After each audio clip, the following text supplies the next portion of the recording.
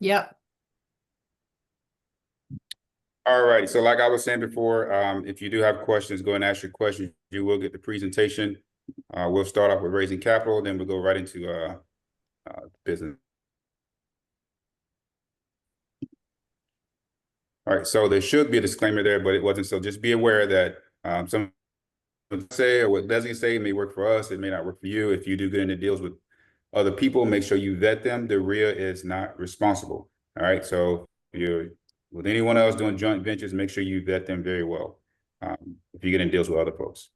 All right, so here's my why. I always tell people, hey, know your why. Your why is going to drive you in this business, at least it should. Mine has changed multiple times throughout the years. Now I'm just only want to do new construction. You'll see like here some of the things that I've done, but part-time, 2005, full-time, 2012, and then in the military. Then I worked government for a while. I've been a national coach and speaker for Fortune Builders, also for Musa, home flipping school. So a lot of different things. I'm a real estate broker, licensed general contractor. And like I said, mainly new construction. We'll do some like the property I'm at right now is a value add property. We put an addition onto this house. So it just depends, what the ARV is. But now with the market shifting, who knows what ARVs have for time because your house is only worth what someone's willing to pay for it. Right. So all right, so the objective, like I don't read like all slides, so just so you know, like I said, you will get these. I will send them out to Leslie, and you'll probably get them in about a week or so. Just look out for your email, but you can see the objective here, raising private money, and like I said, I don't read all the slides, so just go along, and then I will give you a lot of tips and things like that. So different types of funding with funding your business, and you can see with here on the screen, traditionally, what most of us typically going to use is hard money. So I will also let you know that if you have not been to the website, we have plenty of vendors on the website where you can, all types of money that you're looking for, whether it's short term, whatever it is, you can go to our website and we have plenty of our vendors on there that are willing to loan you money. Like I said, hard money, usually people are going to use hard money. Then of course, traditional, if you're working with, say, a private lender, or if you're funding yourself. But there's a lot of different ways, seller financing. A lot of folks use self-directed IRAs to fund other people's deals. So there's a lot of different ways that you can fund your deals. And then also joint venturing. So I need to put that up here because a lot of times, especially when you're working with new investors, and we're going to talk a little bit about building credibility, is that they always say, hey, I don't have any credibility. Well, a lot of times you can joint venture with someone that's more experienced, and you may bring the capital to the deal, or may a lender, like I'm doing one downtown with a gentleman out of New York, and the lender said, hey, you don't have experience to build these townhomes. He contacted me through someone else, put me on the deal. So he's 90%, I'm 10%, but he's using my experience, and he's bringing all the capital to the deal. I have $0 I'm putting into it. So there's a lot of different ways that you can get into deals, and I'll make money off that deal just with my experience, right? So, and that's a pretty big deal that we're doing downtown Raleigh. So you can look at the risk versus rewards of sitting in the bank, right? And you can see what the ROI is and of sitting in the bank, and then the ROI of, Yep. I think she loaned it was, say again? You're freezing up every once in a while there, Lionel. Okay, I'm sorry, folks. That's okay. So Go can you Nope. guys hear me? Yep. Nope. So it's up to you guys. If you want to give me 15 minutes, I can go find internet. It's up to you guys, or we can, if you want to keep dealing with me on the hotspot, it's up to you. What would you guys, or Leslie, what would you prefer me to do? I think we'll just see how far we can go here, Okay. Lionel. If not, then we'll have to find an alternative. All right, no problem. So I just did a deal with my mother-in-law. I think she loaned me 21,000. And that was really just because my wife kept complaining about she wasn't making any money in the bank, and I just paid her $2,000 on her money. Right. So I mean, it's a lot of different ways that you can do deals with folks. And then you can see the difference if throughout, if they're going to hold money with you, what that's going to be. So private lending versus like a traditional savings. And you can see the difference if you're using 12%. Right. So it's just a big difference and of what a private lender could make on a deal and what you can offer them, which makes why it's lucrative for them to do deals with you. Mm-hmm. And then, of course, you can tell the difference here, stock market versus private lending. Of course, stock market can be volatile. Like right now it's up, so we don't know when it's going to go down by whatever makes it go down, right? But then you can look at as far as private lending, as far as being secured by the actual asset, which is the property itself, having insurance on it. It's an actual asset. If a lender wants to go by and take a look at it, they can. So like I said, it's a lot of different ways and a lot of benefits of a lender doing private lending. And then also yourself. And if you actually fund one of your deals, make sure you pay yourself, right? Charge yourself interest, 10 or 12% on that if you fund one of your deals also and come out of your pocket. So a lot of this is going to be redundant, right? Because it makes sense, right? So it's secured by a mortgage deed of trust. Once again, all these different things, right? It's predictable. You have fixed rates. We can't predict when it's going to sell. So of course, you're going to always let your lender know anything's a risk, right? So we also but this here helps them, once again, by securing that mortgage deed of trust, having insurance on the property, a property that they can go by and take a look at, right? And then the experience, if you don't have it, joint venturing with someone else. So a lot of different things that help to protect them in the deal. And of course, you're going to close with an attorney, and we're going to have title insurance and all that good stuff. Oops, go back. What? No question? Nope. Oh. Not unless somebody wants to unmute. All right, so types of properties that you buy. So of course, I know when Leslie and I started, we could pay really good prices, and we could tell a lender, hey, we're getting them for 60 cents on a dollar, whatever. But that's long gone. We'll probably never be there again. But you always want to tell them, like, hey, what you buy, where you buy, that type of market, all those different things. Like, what do you do in the end? Like, are you going to keep it? Are you going to hold it for short-term rental? Are you going to sell in the market? All these different things. You need to be able to explain to your lender exactly what you do, how you do it, the areas that you invest in. And then, of course, we talked about that interest rate earlier when I showed you on that slide. So anywhere from 8 to 12%. I mean, I'll do 16, I'll do 18. I don't care if my return is there. It doesn't matter to me, right? So, and then having them in that, what position they're going to be in. So one of the things too, like if you're working with a private lender and you're working with a hard money, you have to sometimes get permission or ask that hard money lender, are they going to allow you to have a second? Meaning, if the hard money lender is going to fund 90% and you got to bring 10% to the table, and you bring a private lender, and that private lender say, hey, I want to make sure I'm in second position. Well, some hard money lenders will not allow that. So you have to ask that question, if they're going to allow, but most will, but you still have to ask that question if they're going to allow you to do that or not. All right, more ways that, once again, this gets a little redundant of how, deals are funded. I'm doing one now with a home equity line of credit downtown. So it's a lot of different ways that you can fund. You can see here on the screen, but for the most part, folks are going to either use lines of credits, hard money lender, private money, and then probably some line of credit, and then of course the different IRAs or solar 401ks that they can use. What folks are going to use in most deals. All right, so you can see the process here, typically how it goes. So you have a private money lender or hard money, whoever it is, and then documents securing the loan, purchase, we flip it, right? Home is sold, and then of course they're going to get that payout at the end, right? And then you're going to pay this property off. Once again, we want to rinse and repeat, right? It's sort of almost similar to a BRRRR, rinse and repeat, and do this over and over again. But these are, like I said, these are different things that you can talk to your lender about. The key here is those documents that secure the loan, right?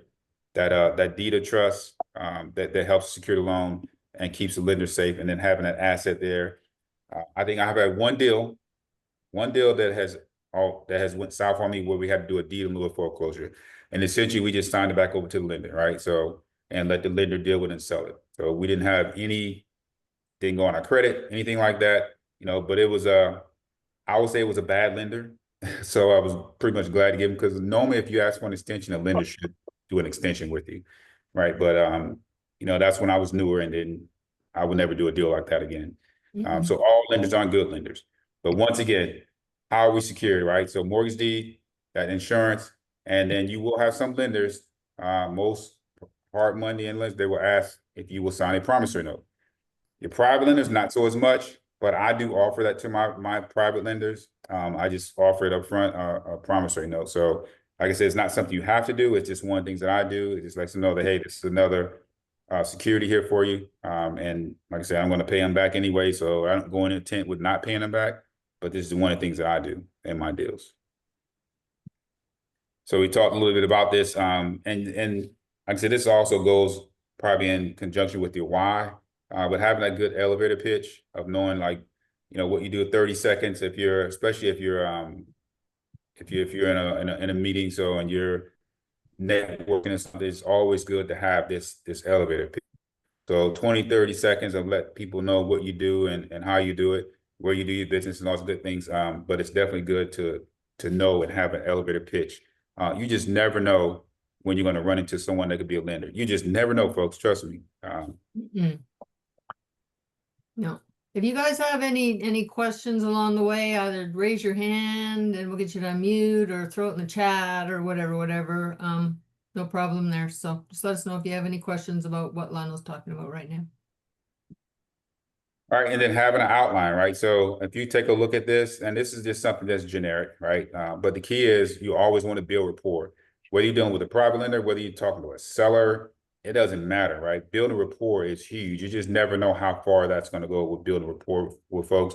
But it's just an example of some of the things that you can have in an outline, especially if you're newer, something that you may want to be able to present to a lender. But like I said, if you're newer, you haven't done any deals yet, just if you're networking, then you're going to know the folks out there that are doing deals that maybe that you can joint venture with. Let them know what you can bring to the deal. And matter of fact, here we go right here. Just let them know what you can bring to the deal and build your credibility, right? If you come to me and say, hey, Lionel, I got a deal and it's, you know, XYZ, and you present the numbers to me and you say, hey, I'm bringing all the capital, I just need experience, and you have everything laid out. I mean, something like this right here, if you want to present to a lender and you say, hey, I'm doing a deal with Lionel and I'm using his experience, and you put that on here, then that goes a long ways with the lender, right? Because a lot of times, once again, if you haven't done a deal and you have someone that has more experience, then the lender will likely do that deal like I'm doing with the gentleman out of New York, right? So just like I said, don't look at it as, hey, I don't have credibility. It's network with folks, use their experience, right, as your experience. And then the key with that too is you're also going to learn from them throughout the deal, right? So you may do a JV 50-50 and don't look at it as, hey, you're giving them 50%, because you're also gaining invaluable experience at the same time. 50% of nothing is still nothing, people. Exactly. Exactly. Lionel, you do have a question from Dexter. He wants to know, how do you determine the best funding source for you? Either hard money versus traditional versus. How do you determine the best source? Yeah, so pretty much wherever you can get it. Yeah, you get it where you get it, and then the terms are typically going to dictate like the deal, right? So I know with me, if I look at, I mean, I can look at 2 or 3 different hard money lenders, and their terms could be night and day, right? And so the terms are going to always determine like what lenders you use. Of course, I know with me, I know with Leslie, like private is like our #1 source. Always is private is our #1 source. However, there are going to be times when private's not available and you may have to use hard money on a deal. So always look at the terms, you know, the percentage that they're charging me, the points they're charging up front, because that's money you have to pay out of pocket, the length of the loan, right? You typically want at least, you know, 12 months, 8, and you want to make sure that they're going to at least give you an extension, at least 1 or 2 extensions, especially now with the market, since things are a little slower. But those are like the top things that I'm looking for. And then, of course, you know, monthly payments, like most are going to require you to have monthly payments. But that's what I typically look for in a lender. And this slide here says commitment. You typically won't get a commitment from a private lender. You can get that from hard money lenders and banks, right? But typically a private lender won't do that. You have to build that rapport, right? A private lender is going to be somebody that you have to build rapport with and get to know and build a relationship. So don't go to them and say, hey, can you fill out this paperwork and I want a commitment from you? They're going to look at you and probably just say, laugh or whatever. But that's typically not going to happen. That's going to be something that you're going to need to just build that rapport with a private lender.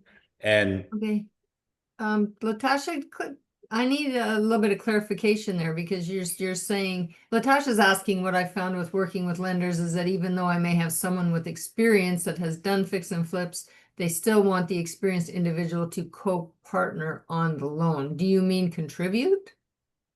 Yeah, so the one, and why? yeah, so I mean that's a good question. So I give you like an example of what I'm doing right now is the one I was telling you out in New York. So that Yeah, gentleman bringing all the capital, it's 90-10. So the lender, even though they looked at all my experience, they still wanted me on the loan 10% as a 10% owner on the loan. So I still had to sign on that loan. But the agreement I had with the gentleman with 90, because we had an outside agreement, right? And we did a joint venture agreement. It was, I'm not responsible for anything that has to go into the loan. Now, if the loan goes south, once again, I had to sign 10%, right? That I'm 10% responsible.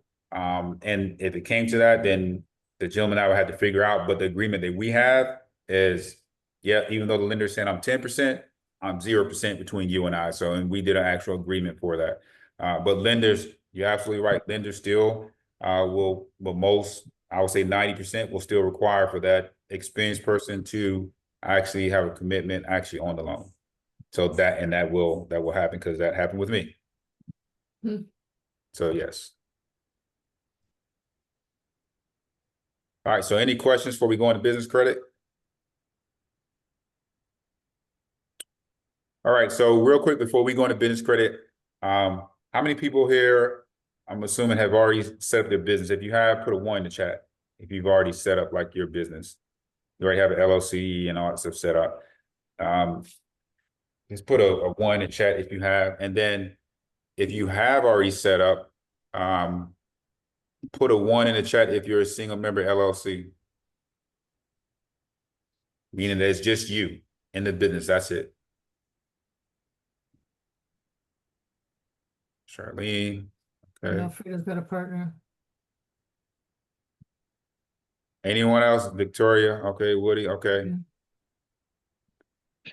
So the reason why I asked is because if you are a single member, just you by yourself, by IRS tax code, you are considered a sole proprietor. So I believe that form will come up here in a minute, but I think it's form either 2533 or 8322, but it'll pop up here in a minute. You'll see it. But you'll need to send that form in to the IRS. And what it'll do is you can still be a single member LLC, but then you'll be taxed as an S corp. All right. So single member LLC, taxed as an S corp, because that form will tell the IRS, hey, I want to select an S selection for my LLC, which now they'll classify you LLC as an S corp, and you don't have to worry about being a sole proprietor. In business, we know we don't want to be a sole proprietor because that opens us up to liability, and it opens up all of our private assets to a lender or to anyone, right? They want to sue you. So if they want to sue you, then they can come after your private assets, everything, right? So you need to make sure you fill out that form if you are a single member LLC. All right, so legitimize your business and business credit. So when I go through this, and I tell people that you can actually build business credit in as little as 6 months, right? And there's a process, and I'll go through and I'll show you. But before you can even do that, you have to legitimize your business. So if you have already secured business credit, put a 1 in the chat if you've already secured some business credit. And I will tell you that people can secure business credit without even doing this, right? But it makes it a lot easier if you legitimize and set everything up correctly, so on and so on. So I don't see any I can't see the chat, but I can see when new numbers pop up. Okay.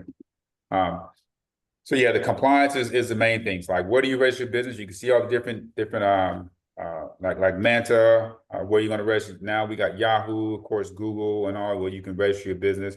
If you go to Google and type in how to register my business with different way, and it'll show you. It's a process.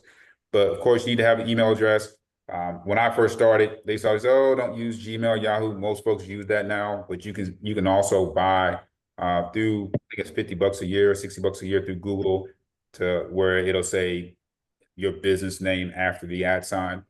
So you can do that. Like when I first started building business credit, you couldn't use a cell phone. Now you can use your cell phone number. So a lot of different things that have changed. Doing that, of course, you need to make sure you have a website, because these days folks are going to want to go look you up.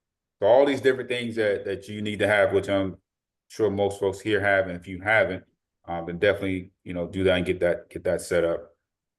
it looks like most folks here have already set up their business, which is good.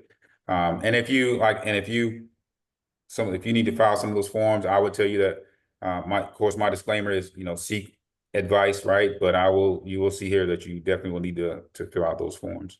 And then which entities require. Most of us, we do have an LLC. Some people have an S corp to do their business. So I don't take the build business credit. Like I said, you can do it as little as in 6 months. Typically, it will take about 2 years if you do it the slow way of catching a boat to China, right? But there's a way that you can do it, do it a lot quicker. Like I said, as little as 6 months. Typically, about 8 months is what it will take. If you do it the way I tell you tonight, so basically making small purses, and you'll see that some of the vendors that you can get, that you can obtain a trade line through to be able to do that. But it's one small purses, 25, 30 bucks. And when you do that, what's going to happen is it's going to create a DUNS number, DUNS, a DUNS number with Dun & Bradstreet. And once that DUNS number is created, then just like your personal credit, then you'll start building business credit, right? And just making those small purchases and paying them off in 3 to 4 days, even if you don't haven't received a bill, you're just going to pay them off, right? And that's how your number is going to improve rapidly and quickly. And I'll show you that here in a second. And then you can see what's on the screen here, how long it's take, right? The big three of business credit. So we have Dun & Bradstreet, Equifax Business, and Experian, right? So they do have what you can report for business, and then knowing the difference between Paydex versus FICO. Of course, they're not the same. The credit is built way different.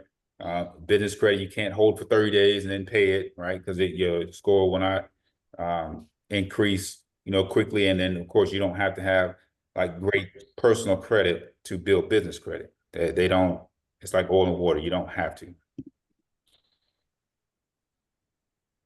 All right, so what is it, right? Once again, you heard me just mention like trade lines, so trades and vendors, so people like Uline, Sherwin-Williams, Home Depot, Lowe's, Sears, all these different folks, Macy's. I mean, anywhere where you can get a business credit card. But the key with business credit cards, you have to make sure that although it says it's a business credit card, does not necessarily mean it's an actual business credit card. I have one right now. It's a Capital One Spark business card that reports to my personal. I hate it. It reports to my personal, right? So you have to ask, like, hey, do you report to Dun & Bradstreet? Are you reporting to my personal, right? So just because it says business, realize that it's not necessarily going to report to your business credit report. So just realize that. And then normally we're working on net. So the net 10 and net 30 terms. So the way that works, let me explain. So net 10, net 30. So when you start securing trade lines, they're going to give you a net 10, net 20, or net 30. Even though they give you net 30 with building business credit, once again, like I said earlier, 3 to 5 days, you have to make a payment after you make a charge. It doesn't matter if it's net 10, 30, whatever. Just make the payment. That's how your score is going to increase. And you'll see that here in a minute on a little chart we have. You'll see how that score just increases quickly. All right, so continuing on with your business credit. So can you use your home address? Yes, right? Can you use you need to have a commercial line? No, you can use your cell phone. There's different places where, once again, that you need to register your business. Having a foreign corporation, that's a certificate of good standing. That's what COGS means. So like with me, I'm actually incorporated in Nevada. Wish I would have never incorporated in Nevada, but I'm a foreign corporation in North Carolina. So even though at the end of the year in Nevada, I pay to renew for the next year, I have to do the same thing in North Carolina. So I have to do it in 2 states, even though I'm not incorporated in North Carolina, but I'm a foreign corporation. So once again, that's just me, right? So my opinion is I would tell you just incorporate North Carolina, but you need to seek, legal advice, right? Because what works for me or what I tell you to do may not work for you. And then you'll say, oh, Lionel and New Investors said that we should only incorporate in North Carolina. And guess what? Someone's suing me now, right? So that's not what, because people tell me all the time. Incorporate in the state you're doing business in, please. Exactly. Please do that. Just do that. But people say Delaware, Wyoming, and people ask me, I say, look, seek advice, right? So it depends on what you want to do. You're not a big company like Citibank. You don't need to incorporate in Delaware, right? So it's just keep your nose clean. That's exactly. all. Do good business, get a good reputation, keep your nose clean, and nobody will bother you. Exactly. You don't have to worry about it. All right. So of course you need to have an EIN. I'm pretty sure most of you already do. You can go to the website, IRS, and get an EIN in the next 10 minutes and have it. Business license, we don't really have to have a business license for what we do. However, you have to check, just depend on where you're located, because wherever you're located may require all businesses to have a business license, right? So just be aware of that. So just because you don't need one here in Raleigh to flip homes, you may need one down in Smithfield or Selma or whatever. So it just depends, right? Of course, having a business account, if you don't have a business account, how are you in business? And then that SIC code, SIC and NAICS codes, that's mainly for like when you're dealing with like government type stuff. But once again, it's with business credit, they're going to ask you like, hey, I think 2361118 is residential homes. I believe that's what it is. But you just need to look up like, hey, what do I want my NAICS code to be, or what do I want my SIC, my standard industrial classification code to be? So all those different things you need to look up when you're applying for business credit, because they may ask you that. So they're going to ask you all this stuff that's different, like I said, from personal. All right, so that's the IRS form right there, 8832. All right, so if you are a single member LLC, this is the form you need, 8832, and then there's another form too that you'll see here in a minute. But that's going to make sure that you are taxed as an S Corp, LLC taxed as an S Corp, not as a sole proprietor. And then having a trusted agent. So this is very important. So I'm with I don't get any money from them, but I'm with NCRA, North Carolina Registered Agent. It's just easy. I just stay with them every year. But if you, after this, right, go to Secretary of State website and type in your business and then see what pops for an address. If your address pops up on the Secretary of State website when you incorporate it, then that's something you probably want to change. Because if you're doing short-term rentals, or if you're doing rentals and you have a bad client one day, or you have a bad tenant and they decide they want to go to Secretary of State website and look you up, and then boom, your home address pops up. Guess what? Once again, if this is, you don't know people are just a little loony now these days, right? So you don't want your personal address. So if you have a trusted agent, which you can use an attorney, or you can use they're different. You can Google like, hey, trusted agent North Carolina, and they'll charge. It's like 30-40 bucks a year, folks. I mean, it's well worth it, right? So make sure, like I said, do your research. I would get a trusted agent if I were you. That just protects you as anonymity, and you just don't want your home address all over the Secretary of State website. Yes, you can use your home address to build business credit, but if you use a trusted agent, it's not going to show up out there for the public to see it. All right. So do that when you get done. Go to Secretary of State website, and I guarantee you're gonna be like, oh, isn't it? I can't believe I did this. You need to get it changed. All right, so you can see the difference between the different corporations and sole proprietor on the left there. And of course, we don't want to be sole proprietors in this business at all. Most realtors, if you're a realtor, then if you have your own business, typically you are as a realtor, right? Which I hate that they make us do that, but that's what it is. And then, of course, having a corporation, LLC. So you can see the difference between the two. And then, so you can see if you go down to tax treatment all the way to the right, so that's the other form, 2553. We found that form, then you become an S Corp, right? So then you're taxed as an S Corp. So once again, like I said, just check with whomever you're using, which form you need to use, whether it's 8832 or it's 2553, but you need to file one of them, right? To make sure that you are no longer classified as a sole proprietor. And you can see the difference between LLC, S Corp, and a C Corp. You can see the difference between the different entities. And like I said, nowhere on that do you see sole proprietor, because that doesn't work for us. That opens us up for liability. So take care of that tomorrow, right? Short term, just take care of that. Once again, I'm not going to go through these. You'll get these slides. You can see the difference later on. But I didn't put all the stuff on there. I paid like, I don't even tell you what I paid to get incorporated with this company in Nevada, but they provide this to me, which is good information, but I'm giving it to you for free. All right. So, but yeah, just take a look. Like I said, you'll see which ones are going to benefit you. All right. Now to the good stuff. All right, so once again, Uline, this is probably the easiest trade line vendor to get terms with, right? Net 30 terms for building business credit. They are the easiest one out there. So if you have not started, contact Uline, get an account set up, right? For my business, I use those gloves, I use masks, I use paper towels, I use toilet paper, right? But guess what? Those things that I buy, I use for my business. Guess where else I can use them? At home, right? So that's why I love Uline, because those same things, like I wear glasses, and we also have safety glasses. Those little things that clean glasses. Well, I use them, and my son wears glasses. So does my wife. So does my mother-in-law. Guess what they do? They use them. So sort of double dipping there, but I'm also continuing to build business credit. But Uline is a top, and then you can see something like that. That Spark card, I need to take it off there because it just. Well, I think I left on as an example that even though it says that they still report to your personal, right? That City American Airlines is like, I love that card because you can get upgrades first class with that one.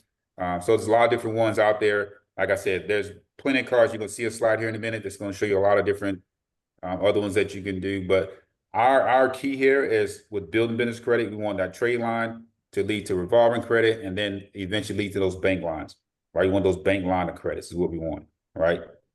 So, and then you can see down here things that if you don't do it correctly, right? So not, not structuring your business correctly, which I think I mentioned like 4 or 5 times, not structuring it correctly, not going through those compliance stages. There's a lot of different things out here, right? So, like I said, it's just take heed to this, especially with incorporating correctly and filling those forms out. Right. So that Paydex versus FICO.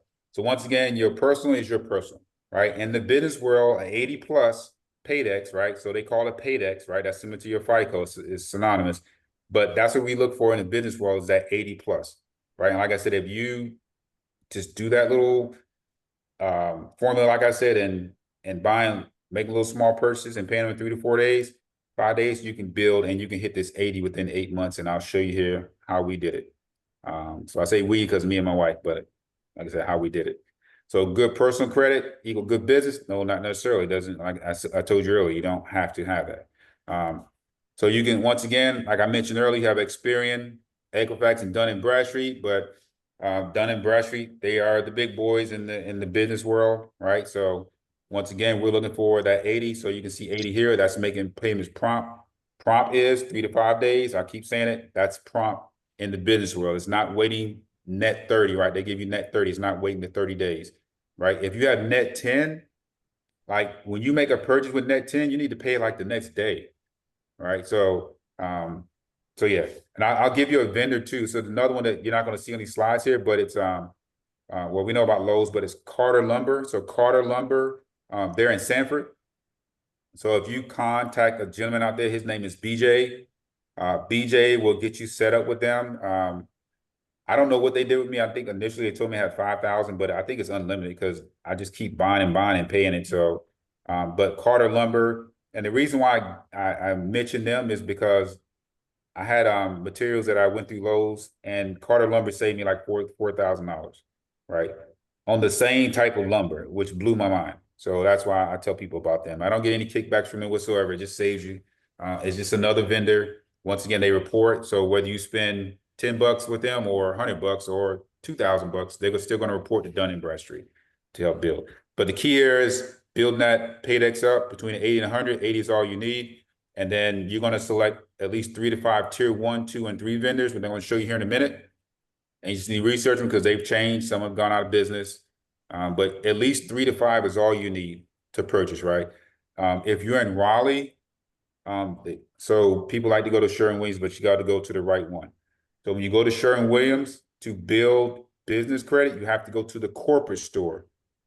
You can't go, they don't tell you, and you don't know, like when Sherwin-Williams, they have corporate stores and they have home stores. So if you're in Raleigh, the corporate store is straight down Tryon Road. Straight down Tryon Road, go right across, what is that, Fayetteville Road, and go straight down that way, and that's the corporate store in Raleigh. So if you're in Raleigh, that's where the corporate store is. You can go in and say, hey, I want to set up an account. They'll have the sales manager come out, and they can set you up a corporate account, and they report to Dun & Bradstreet. So just, if you go to Sherwin-Williams, ask them, are they a home or corporate store if you're in the area? And if they are a home store, all you got to say is, hey, can you link me up or give me the contact number or email to the sales rep? And the sales rep will be the corporate store, and then the sales rep can get you an account set up. All right, so this is, if you've never seen this before, and it's changed a little bit now, this is like a DNB, Dun and Bradstreet, business credit report. And you can see like how they term it. It's a little bit more detailed than just a normal, personal credit report. And you can see here like this commercial credit score, like what they assign us. You can see between a low and a high risk, right? And then you can see like how they break down. And this was just, so you know, this is like, this is old. So you can see this is like in 2013, 14. So this is like really, really old, right? But I keep this up here because I just want you to see that how this is way different than a personal credit report, right? And then you can see here like credit limit, DNB aggressive. Like if a lender wanted to loan me money, like they can loan me 25,000. DNB say, hey, we're confident that you can loan them up to 25,000 if you want, or you know, a conservative amount of 15,000 that you can loan them. And then you can see here how they break down like when we started 2013, 13. And here are those codes that I mentioned earlier, SIC code, you can see right here. And then there's that other code, 236118, single family house construction. So you can see how like it's really detailed, right? They get really detailed about what you do in your business. So just be aware of that. Financial stress score, you can see once again going down, they gave us a 2. And like I said, this was back in 2013. And then you can see like how they just like grade you with building business credit. But like I said, once you start going through and you're doing it the right way, then you're gonna hit this score right here, this score over 80, right? So that's the payday score what you're looking for. So you can go down and take a look right here. And so UN means unavailable. And so you can see here when we started, this was quarter, you can see this is June, September, December, and then we have March, and then we had May all the way up until August. So you can see where we started 1, 2, 3, 4, 5, 6, 7, month number 8, we were to 80, right? And that's what just came, like I said, 3 to 5 days, small charges, you know, 40, 50 bucks, 100 bucks here or there. And you can see right here, we did it in 8 months, right? Month number 8, which was August, and then we were at a payday score of 80. And I don't know what we are these days. I think I'm still at 80. I don't know. I don't really care because once you get to 80, then, you know, you're golden, right? I bought like 2 trucks for another business, like $200,000 a piece. So I know that we got to be at least at 80 still. And we paid those off. So when you get to that number of 80, like if you want to start buying like automobiles like Ally, Ally finance vehicles for businesses, right? And they look at this Dun and Bradstreet report. So like I said, once you build it, then if you want to get those tax write-off and hey, I want to buy a vehicle in my business, then you can do that. So we have our non-traditional lenders, and who are they, right? So I love community banks. They get to know you one-on-one, and they call whenever somebody's, I mean, it's just like, I love community banks, right? So those are smaller community banks, your credit unions. That's who I like to, and then you can see your hard money lenders, your angel lenders, private lenders, all that. So I put down here American Association of Private Lenders because even though you go there, a lot hard money lenders are considered private. So just be aware of that, right? When you go somewhere like that, there are going to be a lot of hard money lenders in there, and they're still going to charge you that hard money lender price. All right, so this is what I was talking to you earlier, right? These are the vendors, right? So minimum, you need between 3 to 5 between tier 1, 2, 3, and 4, right? And like I said, a lot of these you just got to do your research. You will get these slides. Some are business still, some are not, right? But Wawa, I put Wawa up here because I know most all put gas in their vehicle, right? But when you do the Wawa, you want the Wawa Universal Fleet Card. So that's what you want. It's a universal fleet because you can use that at Exxon, Shell, wherever. It doesn't matter, right? But if you just get the Wawa card, you can only use that at Wawa. So Wawa Universal, the keyword is universal. Universal Fleet Card is what you want. And then once again, just continuing on, right? Tier 3 and 4, the different companies. So you'll find like a lot of companies, when you call them, they don't have business credit, right? So just be aware of that. Like if you call Walmart and you want to get a business credit card, Walmart, you get a business credit card, it's going to report to your person, right? And they may have changed that now, I don't know, but you just got to check. And then once again, tier 2. So like I said, I just give you a bunch of them on here. You just have to do the research, make phone calls. see which ones are still in business, which ones are not, which ones will give you, I call it terms, right? Meaning that they're going to set you up an account. 84 Lumber, like they have that, they're here in Raleigh. Sheets, they'll give you $500, a $500 card. So just like I said, just contact the different ones and to see what here's tier 4. I will tell you that you probably won't even need a tier 4.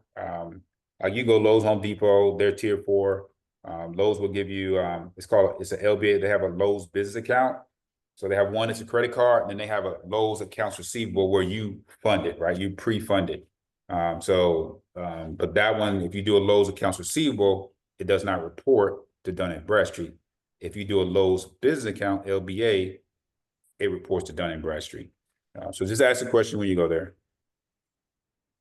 All right, so this is the key, right? I will tell you that I've had to personal guarantee almost everything that I've done.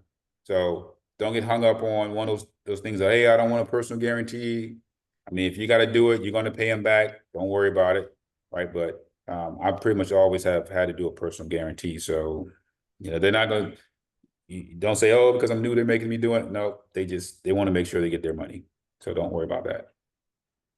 All right, so I'm not going to go through these. You can go through them on your own.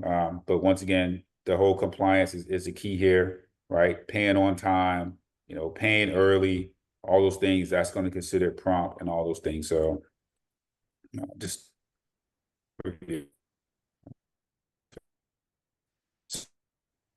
question. I know I gave you a mouthful there. Went through it pretty quickly.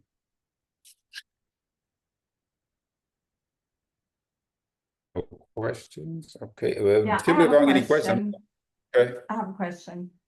So when you're getting back to the private lender, and I know you asked her if we had questions about that, but it took me a minute, all right, to get my thoughts together. So, for tax purposes, if you're, say that you are the private money lender, and when you get your payment in, how would you put that down for tax purposes, like Yep. to do your taxes? Yeah, so that's a CPA question because I give my disclaimer, so I typically don't answer those because that's the actual, you will need to get that from your CPA. Okay. But we don't answer those questions when it's dealing to a CPA or you need to speak with a professional because we don't want to get Okay. in trouble. Gotcha. Yep. Thanks. Yep, you're welcome. Hey, I got a question for you. So I noted during your presentation, you made a distinction between hard money lenders and private lenders. And I didn't realize that those were two different things. Could you elaborate on that a little bit? Yeah, so our private lenders, as I contact you right after I say, hey, Dex, hey, how you doing? I'm Lionel. I'd like to get to know you and get to meet you and so on and so on. And we start, building a relationship and on, and you decide you like me and I like you. And you say, hey, Lionel, you know what? I want to be involved in one of your next deals. I got 50K and you want to lend to a next deal, right? And that is going to be pure private. Now, I can go onto our website and I can contact Longhorn, which is one of our vendor members, right? It was a hard money lender. And typically their hard money lenders are going to run your credit. They're going to do the same things typically that almost a bank would do. The only difference is that they know what we do. And so their money may be a little bit more expensive. Like you may say, hey, Lionel, I need 8%. And the hard money lender is going to tell me, hey, Lionel, we need 15. And we need 3 points at closing, which is I got to pay that closing up front. And I got to make monthly payments. And then you tell me, hey, Lionel, we're going to do, 8%, you pay me at the end when you close and blah, blah, blah. The terms are very easy and friendly with private, right? Because we have that personal relationship. Knowing with a hard money lender, I'm not going to have a personal relationship with them. I'm contacting them, showing them my deal. They may ask for income, tax returns. I mean, it's almost like it's institutional. So that's typically what hard money. Hard money means hard terms, right? Hard money, hard terms, and private, hey, we know each other and we're going to do a deal together. And then that's typically private. Your money is a lot easier for me to obtain because we build a personal relationship. You're not going to pull my credit. You're not going to do any of that stuff. It's just different. It's private versus hard money, being more institutional. Understood. Thank you. Yep. Mm-hmm. So everybody knows everything about money and credit, huh? Turn it back over to Leslie. No questions? I No? have a question. Natasha has a question. So yeah, I had put a question in the chat earlier, or really a comment about whenever you work with somebody with experience, they want them to co-partner with you on that loan. So what is your approach for I guess trying to get someone to partner with you on a deal, particularly like with RIA? I know there are a lot of experienced individuals there. So how would you approach someone to help partner with you on a particular deal? Because kind of co-signing your name on something is a big deal. I know you mentioned that you had set up agreement with that individual for your 10%, but what was your process like, or how would you go about doing that? Yeah, so he was referred to me through a friend. That's how actually we came together. And when I looked at the deal, one of the things that I look at is, okay, well, you want to partner with me, but it's like, I mean, it's all in, it's with him, right? What's in it for me? So when I looked at it, I looked at, okay, well, I looked at where they were located in Raleigh, which is right on New Bern Road, New Bern Avenue. I said, okay, I want to know what the ARV is. So the ARV is 1.5 million. And then I'm the general contractor, so I know what the build costs are going to be. So when I did the numbers, I said, oh, if I'm 10% on this, then wow, I'm going to make a pretty good amount of money on it. So for me, it's if somebody's coming in and say, hey, I want to partner with experience, I'm going to look at, I know Leslie's going to do the same thing. We're going to look at like, okay, with them, what's in it for us, right? We're going to look at the numbers on the deal because we don't want anything to go south, just like a lender would. We're going to look at all those things, but we're going to look at like, okay, how does it benefit us? Then at the same time, how can we help you, right, for your goal? So that's what most investors should look at, but they're going to look at, number one, their time. The time is key. They're going to look at return, all those things. They're going to look at, okay, how are you positioned, right? So how are you set up? Because normally if you want someone to partner with you, then normally you're going to bring the capital or you got the capital set up, and then, yeah, they may have to sign, but you have the down payment amount, right? You're making the monthly payments. So like with him, he made the down payment. He's making the monthly payments, all those things. And I'm doing getting all the left and right jabs, going through permitting. So just knowing our role. And that's the key too, is knowing like, what's the role in their relationship too, all right? So he's responsible for the financial stuff. I'm responsible for all the permit and all the building stuff, right? So that's the key too, is knowing the roles. So you need to know each other's roles and who's responsible for what, because if you don't, that's where things can go south real quick. And we didn't form a partnership. We are doing a joint venture because I don't like partnerships anymore. So we're doing a joint venture. So we have a joint venture agreement also on top of me signing and deal we have with the lender. Okay, thanks. Because the thing with me is I have 3 private money lenders that I work with, and I have the funding and everything to move forward. What I'm finding is if I have someone with experience, they'll offer me better deals, so they'll offer money, up front, but they'll offer more if I have somebody with experience. So it's good so thanks for that information. At least, I can have something laid out whenever talking to other people that I would like to partner with or joint venture with, as you say. Yeah, absolutely. Yeah. I mean, like I said, I know folks that will partner that have experience. I mean, we have another board member here. I know she will. So like I said, it just talking with people, building a relationship. I know Leslie and I, we've been doing this for a long, long time, right? So, but at the same time, just because you go to someone and say, hey, I want to joint venture for experience, they may say, no, I don't like that area. I don't have the time. I don't this and that. So it's not necessarily just because you go to them and say you have a deal that they may want to do it because of the time and location. They may not want to do it, right? And they may not want to be on the hook for that just because of that. So there's a lot of variables to it. Like I said, with when you present a deal to someone, but that would be, to be honest, just even with the joint venture, that's almost similar to presenting a deal. Because like you said, you got the capital you got lined up, but it's almost like you're taking a deal to a private lender, even though you want that person for the experience. It almost is like you're talking to them as a private lender because, yeah, you may not need capital from them, but you need their experience, right? So it's almost essentially the same. It's like, hey, I don't need your capital, but I need you for experience. So. Thank you. Yep. All right, Leslie, you got it. Back to you. All righty, everyone. Well, I guess if there's no further questions, like Lionel said, he'll get the slides to me, and I will get them sent out to everybody who was on this call. So you will get a copy of the slides. And I'll actually even try and get I don't know if we can or not get a copy of the recording. It kind of goes into La La Land and I have absolutely no idea how to get it out.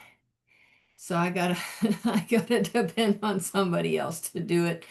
I'll see if we can't do that because this topic, as I don't know if you're all aware that new investors is actually our only subgroup meeting or focus group meeting that is curriculum based. So it is based on the same topics on a rotating basis every 3 months. So so if you miss month 1, you come back in month 4 and it's going to be the same topic. So you don't have to get in a panic, but also you only get the information from Lionel if you attend the meeting. We don't you can't just sign up and then go, oh, I missed, I need you to send me all the stuff. Not gonna happen, my friend. So attendees get the slides and we'll try and get you the recording as well for this one. And then what's our next topic, Lionel, for next month? Isn't that the rehab? Let's see, I think I had it right here. Oh, it's not showing me, but that may be the 7 steps to fixing Fix and flip, rehab. yeah. I think so. Next month will be about the fix and flip and getting your procedures down for rehabbing. So, and that's a good one too, because that's also ties into estimating repairs. And we should be having, I think we're going to be scheduling another one of those workshops sometime in the fall. So keep your eyes peeled Yep. on your emails. You will get notification and on the calendar as well. Other than And that, it will fill up fast. it will fill up fast. It's our most popular workshop. So just keep an eye out. And I think that's it. If everybody's good to go, we're gonna let you go. And I actually saw the sun come out, so I think it quit raining. Yay! Yeah. So thanks to everybody for being here and try and get to the main meeting. Please try and get to the main meeting because Jay Parker, he's a great speaker. He's also a font of information. So we'll see y'all on the next one. Everybody take care and